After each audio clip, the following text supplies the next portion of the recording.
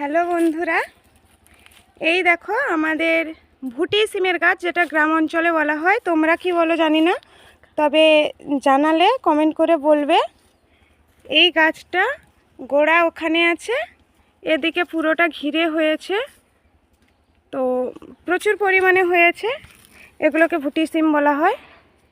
তো রান্না করে খাবে, খুব ভালোও লাগবে। আর আমরা তো গ্রাম অঞ্চলে এটাকে ভুটি সিম বলি। তো তোমরা কি বলো এটাকে কমেন্ট করে জানাবে। আজকের এই সিমটা রান্না করার জন্য তুলছি। তো দেখো এইসব সিম তুলেছি। তো তোমরা যদি পাও খেয়ে দিয়ে বলবে, আর এগুলোর নাম কি এটা জানাবে। আমাদের এখানে ভুটি সিম বলা হয়।